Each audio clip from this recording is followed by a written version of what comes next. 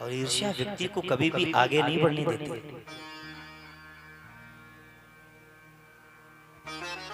इसलिए कहा जाता है कभी भी किसी से ईर्ष्या ना करो, चलो मत किसी से, ज्वलनशील मत बनाओ अपने आप को, क्योंकि जो दूसरों पर जलते हैं वो स्वयं जल जाते हैं।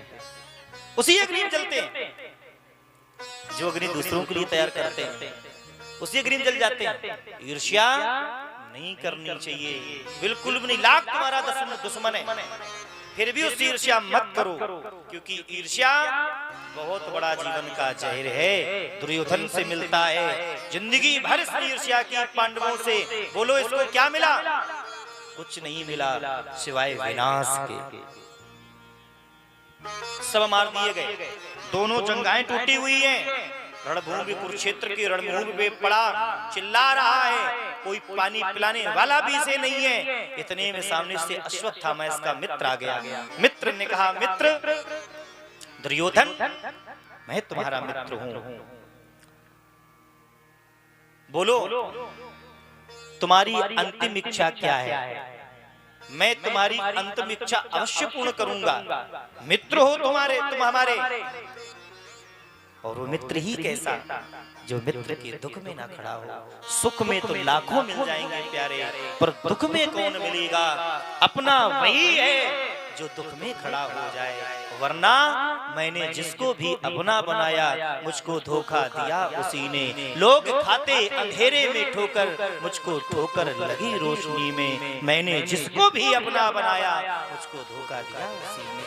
है कौन?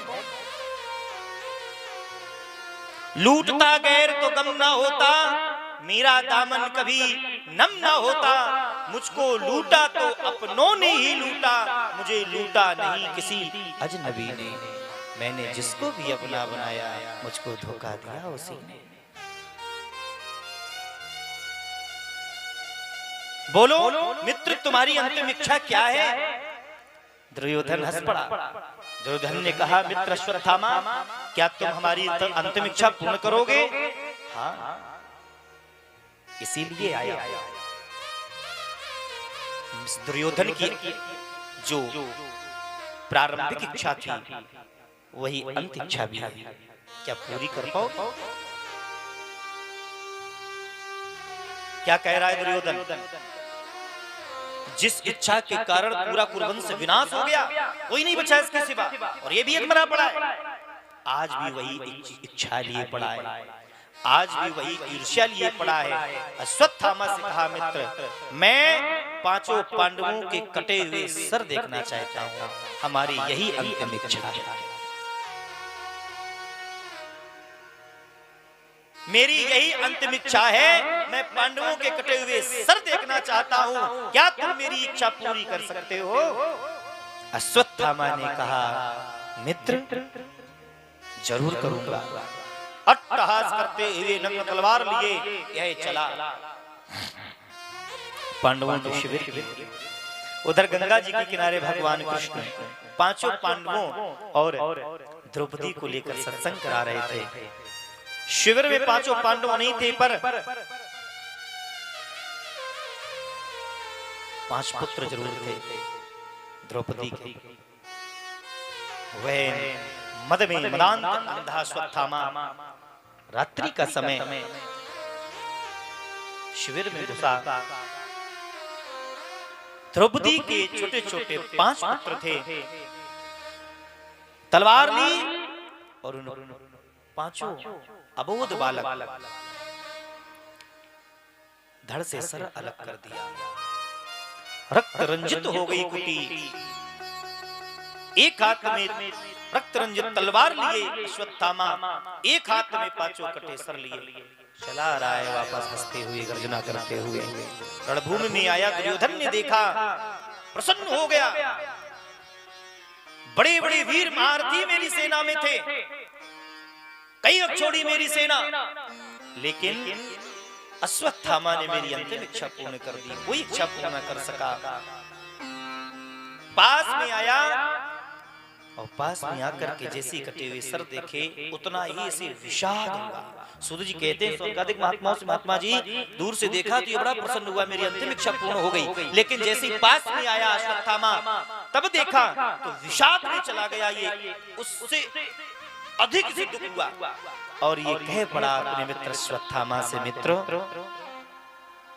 ये तूने क्या कर दिया?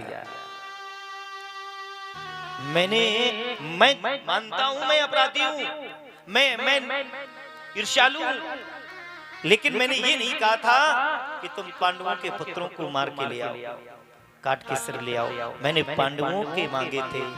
कुरुवंश में तो कोई दीप जलाने वाला बचा ही नहीं, पांडव वंश में भी तुमने नहीं रहने दिया।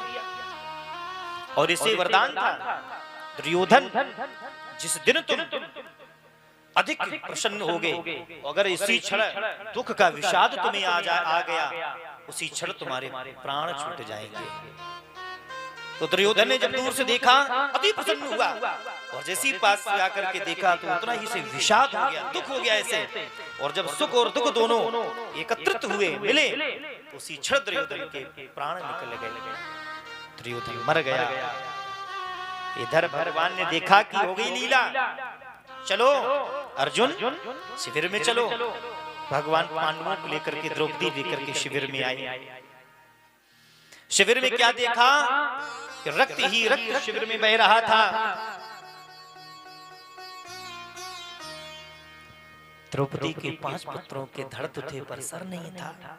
उस मां ने जब देखा, मां की नजर पड़ी, मूर्छित होकर पृथ्वी में गिर पड़ी।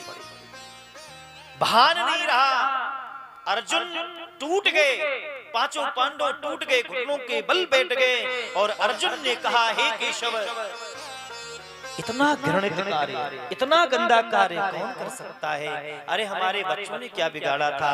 5 पांडवों की आंखें नम हैं। द्रौपदी का होश आया तो वह द्रौपदी छाती कूट करके रोने लग गई। ये किसने किया? धर्मराज ने पूछा, हे माधव, ये काम किसने किया है, इस तरह का घृणित कार्य? भगवान ने कहा, धर्मराज, यह काम अश्वत्थामा के सिवा कोई नहीं कर सकता। अर्जुन ने घोड़ों की लगाम पकड़ी, भगवान ने अर्जुन के घोड़ों की लगाम पकड़ी, अर्जुन बैठे, दौड़ा दिया भगवान ने घोड़ों को अश्वत्थामा के शिविर की ओर। पहुंचे, देखा सामने अश्वत्थामा, बिना ही कुछ कहे सोचे इसने ब्रह्मास्त्र निकाला और अर्जुन की ओर छोड़ दिया। जान गया कि आज मेरे प्राण नहीं बचेंगे, तो अर्जुन की ओर छोड़ दिया। अर्जुन ने अपने अंदर ऐसे भयंकर ज्वाला में ज्वलित होते हुए ब्रह्मास्त्र को अपनी ओर आते देखा। अर्जुन घबरा गए, पसीना निकल आया शरीर में, और धनुष रख करके भगवान के चरणों के पास बैठ गए और कहा, हे केशव, हे द्वारकेश, हमारे प्राणों की रक्षा करो।